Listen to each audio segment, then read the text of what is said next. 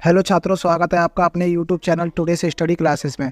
छात्रों, आज हम एड ग्रेड अभ्यास पुस्तिका कक्षा 7 विषय गणित का अध्याय नंबर 13 करेंगे, जिसका नाम है ठोस आकारों का चित्रण। तो चलिए छात्रों, इस अध्याय के प्रश्न उत्तर करते हैं। प्रश्न नंबर 1, जालों को उपयुक्त ठोसों से मिलान कीजिए। यहाँ पर हमें जोड़ियाँ मिलाना है छात्रों। इस आकृति को हम यहाँ पर इससे मिला सकते हैं, ठीक है, और इस आकृति को इससे मिला सकते हैं, इस आकृति को इससे मिलाएंगे और इस आकृति को इससे मिलाएंगे। ठीक है छात्रों, अगला प्रश्न करते हैं। यहाँ दिया है छात्रों, प्रश्नों को पढ़कर दिए गए विकल्पों में से सही उत्तर चुनकर लिखिए एवं सामने दिए गए घेरे को भरिए। प्रश्न नंबर 1, निम्नलिखित में से द्विविमीय आकृति नहीं है। पहला है आयत, दूसरा है त्रिभुज, तीसरा है गोला और चौथा है वृत्त। तो छात्रों, इसका सही उत्तर होगा ऑप्शन नंबर सी यानी गोला। यहाँ हम लिखेंगे सी यानी गोला और ऑप्शन नंबर सी को यहाँ पर इस प्रकार से भर लेंगे। प्रश्न नंबर 2 है, निम्नलिखित में से त्रिविमीय आकार नहीं है। पहला है गोला, दूसरा है शंकु, तीसरा है पिरामिड, चौथा है चतुर्भुज। तो इसका सही उत्तर होगा छात्रों ऑप्शन नंबर डी यानी चतुर्भुज। यहाँ हम लिखेंगे डी चतुर्भुज। यहाँ हम डी को भर लेंगे इस प्रकार से। प्रश्न नंबर 3 है, दिए गए जाल से बनने वाली आकृति कौन सी है। पहला है घनाभ। छात्रों, यहाँ पर मिस प्रिंट हो गया है, ठीक है। यहाँ पर पहला ऑप्शन है घनाभ, दूसरा है घन, तीसरा है बेलन और चौथा है शंकु। तो छात्रों, इसका सही उत्तर होगा ऑप्शन नंबर ए यानी घनाभ। यहाँ हम लिखेंगे घनाभ। प्रश्न नंबर 4 है, यदि 2 सेंटीमीटर गुणा 2 सेंटीमीटर गुणा 2 सेंटीमीटर विमाओं वाले 3 घनों को परस्पर सटा कर रखा जाए तो परिणामी घनाभ की विमाएं क्या होंगी। तो छात्रों, इसका सही उत्तर होगा ऑप्शन नंबर ए। जब हम 2 सेंटीमीटर वाले 3 घनाओं को परस्पर सटा कर रखेंगे तो उसकी केवल लंबाई में परिवर्तन होगा, उसकी चौड़ाई और ऊंचाई समान रहेगी। तो छात्रों, इसकी लंबाई बढ़ जाएगी। यहाँ 2 गुणा 2 गुणा यानी 2 सेंटीमीटर 2 सेंटीमीटर 2 सेंटीमीटर को जोड़ देंगे, 6 सेंटीमीटर इसकी लंबाई हो जाएगी। इसकी चौड़ाई रहेगी 2 सेंटीमीटर और ऊंचाई भी 2 सेंटीमीटर रहेगी, ठीक है। तो यहाँ हम लिखेंगे ऑप्शन नंबर ए 6 सेंटीमीटर गुणा 2 सेंटीमीटर गुणा 2 सेंटीमीटर। यहाँ हम ए को इस प्रकार से बन लेंगे। प्रश्न नंबर 5, एक घनाभ में फलकों की संख्या होगी। पहला है 4, दूसरा है 6, तीसरा है 12 और चौथा है 2। तो छात्रों, इसका सही उत्तर होगा ऑप्शन नंबर बी यानी 6। यहाँ हम लिखेंगे 6। यहाँ हम बी को इस प्रकार से बन लेंगे। प्रश्न नंबर 6, कोई 3 त्रिविमीय आकृतियों के चित्र बनाकर उनकी विमाओं, लंबाई, चौड़ाई, ऊंचाई को नामांकित कीजिए। तो छात्रों, यहाँ पर हमने एक घना बनाया है, ठीक है। इसमें त्रिविमाएँ होती हैं, ये इसकी लंबाई हो गई, ये इसकी चौड़ाई और ये इसकी ऊंचाई हो गई। इसी प्रकार से यहाँ पर भी एक हमने क्या बनाया है, घन बनाया है, ये इसकी लंबाई, ये चौड़ाई और ये ऊंचाई हो गई। ये बेलन है, ये भी त्रिविमीय आकृति का है, ठीक है। तो छात्रों, यहाँ पर आप इस प्रकार से त्रिविमीय आकृति बना सकते हो, ठीक है। प्रश्न नंबर 7, घन, बेलन, शंकु, पिरामिड जिसका आधार वर्ग हो के जाल नेट बनाइए। यहाँ पर हमने छात्रों ये घन बनाया है, ठीक है। इसका आधार क्या है, वर्ग है, ठीक है। और यहाँ बेलन है, इसका भी आधार एक वर्ग है, ठीक है। और यहाँ पर एक बनाया हमने शंकु यानी पिरामिड, जिसका आधार क्या है, वर्ग है। तो छात्रों, यहाँ पर आप इस प्रकार से घन, बेलन, शंकु, पिरामिड इनकी आकृति इस प्रकार से बना सकते हो, ठीक है। अगला प्रश्न करते हैं। प्रश्न नंबर 8, 1 सेंटीमीटर किनारों वाले 3 घनों को परस्पर सटा कर रखते हुए एक घनाभ बनाया गया। इस घनाभ का एक तिर्यक चित्र बनाने का प्रयास कीजिए और बताइए कि इसकी लंबाई, चौड़ाई और ऊंचाई क्या हो सकती है। तो छात्रों, यहाँ पर हमने 1 सेंटीमीटर वाले 3 घन बनाए हैं, ठीक है, और इनको मिलाकर आपस में सटाकर एक घना बनाया है, ठीक है। तो छात्रों, इसकी लंबाई में परिवर्तन हो जाएगा, यानी 1 2 3 कितना हो जाएगा, 3 सेंटीमीटर हो जाएगा। और इसकी चौड़ाई 1 सेंटीमीटर रहेगी, ऊंचाई भी 1 सेंटीमीटर रहेगी। घनाभ की लंबाई क्या हो जाएगी, 1 centimetre plus 1 centimetre plus 1 centimetre, तीनों को जोड़ देंगे कितना हो जाएगा, 3 सेंटीमीटर। घनाभ की चौड़ाई 1 सेंटीमीटर रहेगी और घनाभ की ऊंचाई भी 1 सेंटीमीटर रहेगी, ठीक है। प्रश्न नंबर 9, यदि 3 सेंटीमीटर 3 सेंटीमीटर 3 सेंटीमीटर विमाओं वाले 2 घनों को परस्पर सटा कर रखा जाए तो परिणामी घनाभ की विमाएं क्या होंगी। छात्रों यहाँ पर घन की लंबाई 3 सेंटीमीटर है, चौड़ाई भी 3 सेंटीमीटर है और ऊंचाई भी 3 सेंटीमीटर है।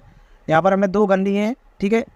अगर घन को हम सटाकर रखेंगे तो यहाँ पर इसकी लंबाई बढ़ जाएगी, 3 और 3 कितनी हो जाएगी 6, इसकी चौड़ाई 3 सेंटीमीटर रहेगी और ऊंचाई भी 3 सेंटीमीटर रहेगी। तो इसका अर्थ है छात्रों, जब घनों को सटाकर रखा जाता है तो केवल लंबाई ही एक ऐसा मापन है जिसमें वृद्धि हुई है। अतः घनाभ की लंबाई कितनी हो जाएगी, 3 + 3 यानी 6 सेंटीमीटर हो जाएगी। घनाभ की चौड़ाई कितनी रहेगी, 3 सेंटीमीटर और घनाभ की ऊंचाई कितनी रहेगी, 3 सेंटीमीटर, ठीक है। प्रश्न नंबर 10 करते हैं। निम्न प्रश्नों के उत्तर दीजिए। पहला है, क्या एक घन एक आयत के आकार की छाया दे सकता है? दूसरा है, क्या एक घन एक षट्भुज के आकार की छाया दे सकता है? इसका हल है, पहले का उत्तर है जी हाँ, एक घन एक आयत के आकार की छाया दे सकता है। दूसरा है, नहीं, एक घन एक षट्भुज के आकार की छाया नहीं दे सकता। प्रश्न नंबर 11, प्रत्येक ठोस के लिए 3 दृश्य 1, 2 और 3 दिए हैं। प्रत्येक ठोस के लिए संगत ऊपर के सामने के और पार्श्व दृश्यों की पहचान कीजिए। तो छात्रों यहाँ पर हमें दृश्य दिए गए, इनका हमें सामने से दृश्य बताना है और पार्श्व से बताना है, ऊपर से बताना है। छात्रों इस आकृति को हम सामने से देखेंगे तो इस प्रकार से दिखेगी, इस आकृति को ही हम ऊपर से देखेंगे तो ये इस प्रकार से दिखेगी, और इसी आकृति को यहाँ से देखेंगे तो ये इस प्रकार से दिखेगी, ठीक है। इसी प्रकार से इसको भी करते हैं। इस आकृति को सामने से देखने पर ये इस प्रकार से दिखेगी, ये सामने से दिखेगी, ठीक है। और इसको अगर हम ऊपर से देखेंगे तो ये और ये तीनों से देखेंगे हमें, तो इसका ऊपर से सजी हो जाएगा। इस आकृति को अगर हम पार्श्व से देखेंगे यानी साइड से देखेंगे तो ये और ये आकृति दिखेगी इस प्रकार से, ठीक है। इसी प्रकार से यहाँ पर और आकृति दी गई है। इस आकृति को अगर हम ऊपर से देखेंगे तो इस प्रकार से दिखेगी ये आकृति, ठीक है। इस आकृति को अगर हम सामने से देखेंगे तो इस प्रकार से दिखेगी, और इसी आकृति को हम साइड से देखेंगे यानी पार्श्व से देखेंगे तो इस प्रकार से दिखेगी। इसी प्रकार से इस आकृति को ऊपर से देखेंगे तो यहाँ पर इस प्रकार से दिखेगी, सामने से देखेंगे तो इस प्रकार से दिखेगी, और पार्श्व से देखेंगे तो इस प्रकार से दिखेगी। और छात्रों यहाँ पर आप इन आकृतियों के चित्र बनाकर उनके पार्श्व, सामने और ऊपर के दृश्य भी यहाँ पर बना सकते हो, ठीक है। प्रश्न नंबर 12, निम्नलिखित सारणी को पूरा कीजिए। छात्रों इन आकृतियों के हमें फलक, किनारे और शीर्ष बताना है। इसमें छात्रों इस आकृति में 6 फलक होंगे क्योंकि ये घन है। किनारे कितने होंगे 12 और शीर्ष कितने होंगे 8। ये इसके किनारे होते हैं छात्रों 1, 2, 3, 4, 5, 6, 7, 8, 9, 10, 11 और एक इस साइड पीछे वाला ये 12, ठीक है। 12 इसके किनारे हुए। फलक कितने होंगे 6 होंगे, 1, 2, 3, 4, 5, 6। इस प्रकार से इसके 6 फलक होते हैं। और शीर्ष कितने होंगे 8। यहाँ पर ये शीर्ष ये कोने होते हैं 1, 2, 3, 4, 5, 6, 7, 8, ठीक है। इसी प्रकार से छात्रों इस आकृति में 4 फलक होंगे, 6 किनारे होंगे और 4 शीर्ष होंगे। यहाँ पर फलकों की संख्या होगी 9, किनारों की संख्या होगी 16 और शीर्ष की संख्या होगी 9। और छात्रों इस आकृति में ये एक घन की आकृति है। अगर इसके कोने को काट देंगे तो इसमें एक फलक बढ़ जाएगा, ठीक है। तो यहाँ फलक की संख्या कितनी हो जाएगी 7 और किनारे की संख्या कितनी हो जाएगी 15 और शीर्ष की संख्या कितनी हो जाएगी 10। और छात्रों इन आकृतियों के आप चित्र बनाकर इनके फलक, किनारे और शीर्ष यहाँ पर लिख सकते हो। अगला प्रश्न करते हैं। प्रश्न नंबर 13, आपको कौन सा अनुप्रस्थ काट प्राप्त होती है जब आप निम्न ठोसों को क्षैतिज रूप में काटते हैं? पहला है गेंद, दूसरा है एक बेलनाकार पाइप। इसका उत्तर है एक गेंद को क्षैतिज रूप से काटने पर वृत्त की अनुप्रस्थ काट प्राप्त होती है। दूसरा है एक बेलनाकार पाइप को क्षैतिज रूप से काटने पर वृत्त की अनुप्रस्थ काट प्राप्त होती है, ठीक है छात्रों। तो प्रश्न नंबर 13 का उत्तर आप इस प्रकार से लिख सकते हो। प्रश्न नंबर 14 करते हैं। किसी घनाभ की विमाएँ 5 सेंटीमीटर, 3 सेंटीमीटर और 2 सेंटीमीटर है। इस घनाभ का समदूरिक चित्र बनाइए। छात्रों यहाँ पर आप ये इस प्रकार से बिंदी बिंदी बना लो को समान दूरी की, ठीक है। इसमें क्या करना है, अब हमें 5 सेंटीमीटर की इसकी लंबाई लेनी है।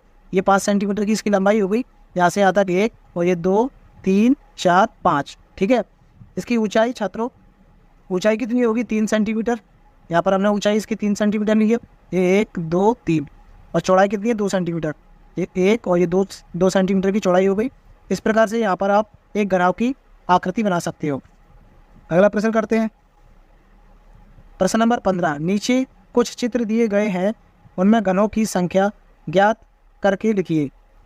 छात्रों इसमें आप घन गिन सकते हो, 1 2 3 4 5 6 7 8।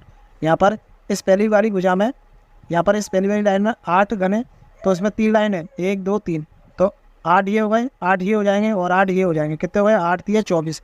तो पहली वाली आकृति में 24 घन है, ठीक है। दूसरी वाली आकृति में घनों की संख्या गिन सकते हैं, 1 2 3, ये 3 यहाँ पर हो गए और 3 ही इसके पीछे हो गई। कितने हो गए? 6, 6 और 2 कितने हो गए? 8। तो दूसरी वाली आकृति में 8 घन हो गए।